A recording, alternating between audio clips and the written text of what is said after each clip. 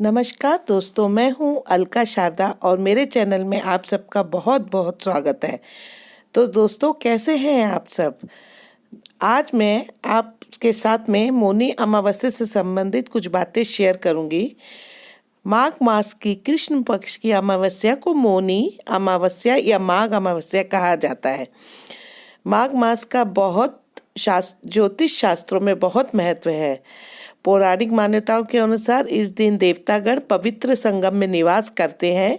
इसी कारण से इस दिन गंगा स्नान का विशेष महत्व होता है। सूर्य और चंद्रमा जब एक ही राशि में आते हैं तो उसे अमावस्या, और जब मकर राशि में आते हैं तो उसे मौनी अमावस्या कहते हैं। ऐसा वर्ष में केवल एक ही बार होता है, वो भी माघ के महीने में। मुनि शब्द से मौनी की उत्पत्ति हुई है। इस गंगा तट पे करण भक्त जन एक महीने तक कुटी बनाकर गंगा सेवन करते हैं। दोस्तों, साधु संत ऋषि मुनि सभी प्राचीन समय से इसे मन पर नियंत्रण रखने के बारे में बताते रहे हैं, क्योंकि मन बहुत तेज गति से भागता है। इस पर नियंत्रण पाना बहुत ही मुश्किल होता है और मौनी अमावस्या का उद्देश्य यही है कि इस दिन मौनी व्रत रखा जाए, जिससे कि मन को नियंत्रित किया जा सके। मान्यता है कि मौनी अमावस्या के दिन कटु शब्दों को न बोलने से मुनि पद की प्राप्ति होती है। इस दिन मन ही में भगवान का स्मरण करें। एक प्रकार से साधने की योगिक क्रिया है। अगर किसी के लिए चुप रहना संभव न हो तो वो इस दिन अपने विचारों को शुद्ध रखें और किसी को भी कोई भी कड़वी बात ना बोलें। संगम में स्नान के संदर्भ में एक कथा बहुत प्रचलित है, वो है सागर मंथन की कथा। कथा के अनुसार जब सागर मंथन में भगवान धन्वंतरी अमृत कलश लेकर प्रकट हुए, उस समय देवताओं एवं असुरों में अमृत कलश के लिए खींचातानी शुरू हो गई। उससे अमृत की कुछ बूंदें छलक कर इलाहाबाद, हरिद्वार, नासिक और उज्जैन में जा गिरी। यही कारण है कि यहाँ की नदियों में स्नान करने पर अमृत स्नान का पुण्य प्राप्त होता है। ये तिथि अगर सोमवार को पड़े तो और साथ में ही महाकुंभ लगा हो तो इसका महत्व और बढ़ जाता है। शास्त्रों में कहा गया है, सतयुग में जो पुण्य तप से मिलता है, द्वापर में हरि भक्ति से, त्रेता में ज्ञान से, कलयुग में दान से, लेकिन माघ मास में संग स्नान हर एक युग में अनंत पुण्यदायी होगा। मौनी अमावस्या पूजा विधि नियम। माघी अमावस्या पर गंगा स्नान का बड़ा ही महत्व है। ऐसी मान्यता है कि इस समय गंगा का जल अमृत के समान होता है। इन पवित्र नदियों में स्नान के बाद अपने सामर्थ्य के अनुसार अन्य वस्त्र, धन, गोभूमि तथा स्वर्ण, जो भी आपकी इच्छा हो, दान देना चाहिए। इस दिन तिल का दान भी श्रेष्ठ कर माना गया है। इसके अलावा सुबह को गंगा स्नान करते समय एक मंत्र का जाप करें और भव सागर से तर जाए। ये मंत्र है, गंगे व यमुने चौब गोदावरी सरस्वती नर्मदे सिंधु कावेरी जलस्मिन्नस्य निधि करु। इस दिन पितरों को याद करना चाहिए। इस दिन का तर्पण करने से उन्हें मोक्ष की प्राप्ति होती है। इस दिन मौन व्रत का संकल्प लेना चाहिए। सूर्य देव को जल चढ़ाएं। भगवान विष्णु तथा पीपल के वृक्ष की पूजा की जाती है। भगवान विष्णु की प्रतिभा को पीले फल, केसर, चंदन, घी का दीपक और प्रसाद चढ़ाकर पूजन करें और फिर भगवान का ध्यान करने के विष्णु सहस्त्र नाम और विष्णु चालीसा का पाठ करें। फिर किसी ब्राह्मण को दान दक्षिणा दें। मंदिर में दीप दान करके सायंकाल धूप दीप से आरती अवश्य करें। श्री विष्णु हरि को पीली मिठाई का भोग लगाएं। गाय को मीठी रोटी या हरा चारा खिलाएं। दोस्तों, जिन लोगों को गंगा में स्नान का मौका नहीं मिल पाता है, वो घर में रहकर भी नहाने के पानी में कुछ बूंदे गंगा जल डालकर स्नान कर सकते हैं। इस दिन भूखे और गरीब व्यक्ति को भोजन कराएं। अनाज, तिल, आंवला, पलंग, घी, गाय के भोजन का दान करें। मौनी अमावस्या का शुभ मुहूर्त। इस बार ये अमावस्या 11 फरवरी 2021 को 1:10 से अमावस्या तिथि आरंभ, जो कि 12 फरवरी 2021 को रात 12:37 पर अमावस्या समाप्त। मौनी अमावस्या का महत्व। पद्म पुराण के अनुसार माघ के कृष्ण पक्ष की अमावस्या को सूर्योदय से पहले जो तिल और जल से पितरों का तर्पण करता है वह स्वर्ग में अक्षय सुख भोगता है। तिल की गाय बनाकर सभी सामग्री समेत दान करता है वो 7 जन्मों के साथ सुख भोगता है। प्रत्येक अमावस्या का महत्व अधिक है, लेकिन मकरस्थ रवि होने के कारण मौनी अमावस्या का महत्व कहीं अधिक है। स्कंद पुराण में महिमा। स्कंद पुराण के अनुसार पितरों के उद्देश्य से भक्ति पूर्वक गुड़, घी और तिल के साथ मधु युक्त खीर गंगा में डालते हैं। उनसे पितरों 100 वर्ष तक उनकी तृप्ति बनी रहती है। वह परिवार के कार्य से संतुष्ट होकर संतानों को विभिन्न प्रकार के मनोवांछित फल और आशीर्वाद देते हैं। गंगा तट पर एक बार पिंडदान करने और तिल मिश्रित जल के द्वारा अपने पितरों का भव से उद्धार कर देता है। इसलिए कहते हैं मौनी अमावस्या।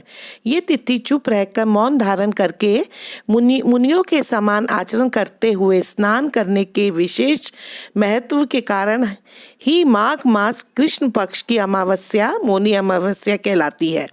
माघ मास में गोचर करते हुए भगवान सूर्य जब चंद्रमा के साथ मकर राशि पर आसीन होते हैं तो ज्योतिष शास्त्र में उस काल को मौनी अमावस्या कहते हैं। केवल बंद होठों से भगवान का स्मरण करते हुए ओम नमो भगवते वासुदेवाय, ओम खगोलिकाय नमः, ओम नमः शिवाय मंत्र पढ़ते हुए अर्घ आदि देना चाहिए। मौनी अमावस्या का व्रत।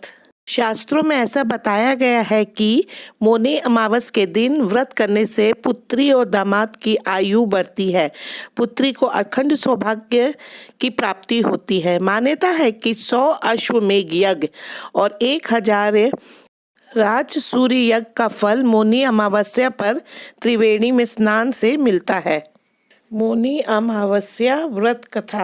कांचीपुरी नगर में देवस्वामी नाम का एक ब्राह्मण रहता था। उसके 7 पुत्र और 1 पुत्री थी। उसका नाम गुणवती था। ब्राह्मण ने अपने 7 पुत्रों का विवाह करके छोटे पुत्र को अपने साथ लेकर पुत्री के लिए वर खोजने के लिए घर से निकला। उन्होंने अपने बड़े बेटे को नगर के बाहर भेज दिया और स्वयं अपनी बेटी गुणवती की कुंडली एक ज्योतिष को दिखाई। ज्योतिष बोले कि विवाह के समय सतपति 7 फेरे के समय ये कन्या विधवा हो जाएगी। ये बात सुनकर देव स्वामी बहुत दुखी हो गया। उसने पंडित से पूछा, ब्राह्मण महाराज इसका कोई उपाय है? तो पंडित जी ने बताया, इसका एक ही उपाय है। सिहल द्वीप निवासी सोमा नामक धोबिन को घर बुलाओ और उसकी पूजा करने से ही संभव होगा। ये सुनकर देव स्वामी ने अपने सबसे छोटे पुत्र के साथ पुत्री गुणवती को सोमा धोबिन के घर लाने के लिए भेजा।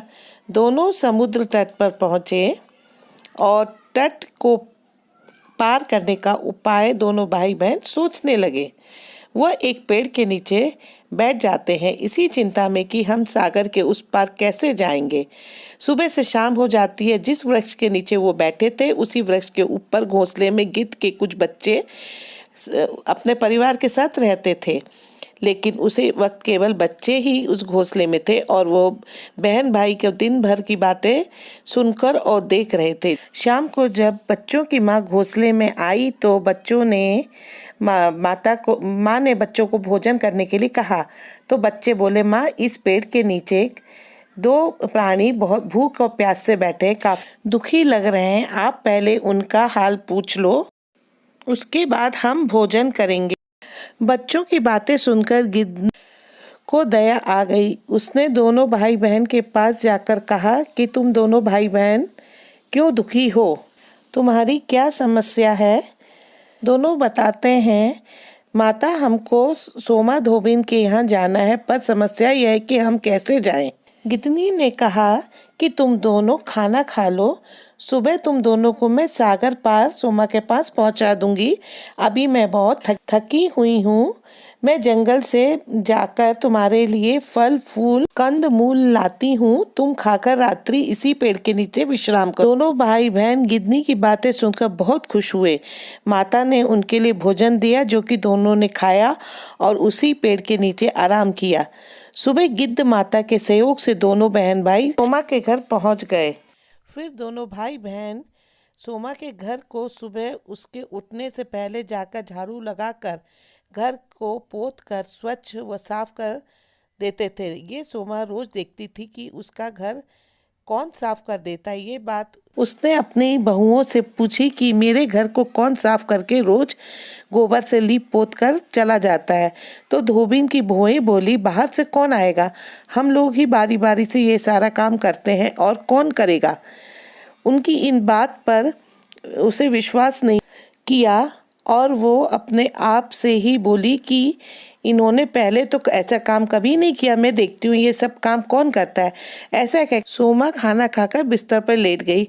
वो सोई नहीं। सुबह 4 बजे ब्रह्म मुहूर्त में दोनों भाई बहन आते हैं और घर को अच्छे से जाले निकाल कर साफ करके वो लीप पोत कर अच्छे से जाने लगते हैं। तो सोमा उठती है और पूछती है कि भाई तुम लोग कौन हो और ऐसा क्यों कर रहे हो। तो भाई ने अपनी सारी समस्या वो बहन के दुख का कारण बताया और कहा कि हमको पंडित जी ने आपके पास भेजा है। ये मेरी बहन है और इसकी जन्म पत्रिका में वेद दोष है, तो आप उसका निवारण कर सकती हैं। तो माता आप ही उसका निवारण करेंगी, तभी इसका विवाह हो पाएगा। तो सोमा बोली कि तुम अपनी बहन को लेकर कंजीपुरम लौट जाओ। जब तुम्हारी बहन का विवाह तय हो जाएगा तो मैं उचित समय में आकर तुम्हारी बहन को दोष को दूर कर दूंगी। तो भाई बोला कि हम गिद्ध माता के सहयोग से तो यहाँ तक आ गए हैं, फिर मेरी बहन का विवाह जब पक्का होगा तब आप आओगी, ये नहीं आओगी ये भी संभव नहीं है। तो ये हमारी विनती है कि आप हमारे साथ ही चलिए। ऐसा कहकर भाई रुआसा हो गया।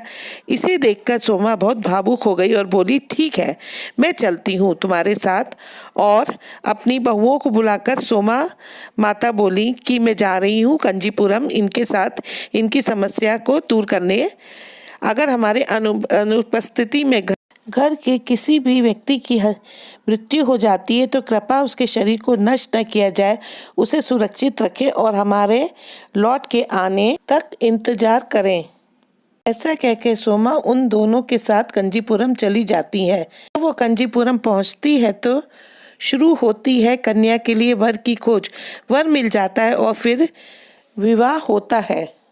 जैसे ही 7 फेरे होते हैं फिर कन्या के पति की मृत्यु हो जाती है। तब सोमा ने कन्या गुणवती को अपने पुण्य का फल दान कर दिया, जिससे उसका पति जीवित हो उठा। इसके बाद सोमा उन दोनों को आशीर्वाद दे सीहल द्वीप चली गई। सोमा के पुण्य चले जाने से उसके पुत्र, दामाद और पति की मृत्यु हो गई। उसने एक नदी के किनारे स्थित पीपल के वृक्ष के नीचे भगवान विष्णु की पूजा और पीपल की 108 बार परिक्रमा की। उस दिन मौनी अमावस्या थी। अपने पुण्यों को गुणवती को दान में देते ही तभी उसे आभास हो जाता है कि ये पुत्र, दामाद और पति की मृत्यु हो गई है। वो प्रार्थना करती है कि यदि हमने किसी की निस्वार्थ सेवा की है, अपने अर्जित पुण्य को उनको अर्पित किया है, तो हमारे मृत पुत्र, पति और दामाद जीवित हो जाए। ऐसा दोहराते हुए और 108 परिक्रमा करते ही उसके पुत्र, पति और दामाद जीवित हो जाते हैं। 108 परिक्रमा करने के बाद और भगवान विष्णु जी से आशीर्वाद पाने के बाद माता पीपल वृक्ष के जो मिट्टी होती है उसको माथे से लगाकर प्रणाम करती है और वहाँ से अपने घर को चली जाती है।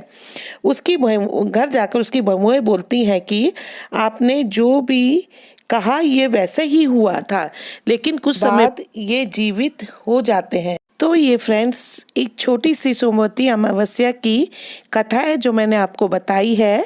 निस्वार्थ सेवा जो लोग करते हैं उनको बहुत ही उत्तम फल मिलता है। तो कभी भी फ्रेंड्स आपको ये मौका मिले किसी की भला करने के लिए तो ज़रूर कीजिएगा। मौनी अमावस्या के दिन क्या करें?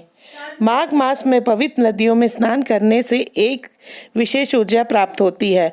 मौनी अमावस्या के दिन सुबह तड़के ही स्नान नदी, सरोवर या पवित्र कुंड में करना चाहिए। स्नान के बाद सूर्य देव को अर्घ दे। इस दिन उपवास रखकर जहाँ तक संयम हो मौन रहे। गरीबों को, भूखे व्यक्तियों को भोजन कराए। वस्त्र, अनाज, घी, पलंग, तिल, कंबल, गाय का भोजन आदि का दान करें। हर अमावस्या की तरह माघ अमावस्या पर भी पितरों को याद करना चाहिए। कहा जाता है कि यदि इस दिन अपने पितरों को तर्पण करते हैं तो उनको मोक्ष मिलता है। जिन लोगों को चंद्रमा कमजोर है वो गाय को दही और चावल खिलाए तो मानसिक शांति प्राप्त होती है। अमावस्या के दिन 108 बार तुलसी की परिक्रमा करें। आज के लिए बस इतना ही, फिर जल्दी ही मिलते हैं। नमस्कार।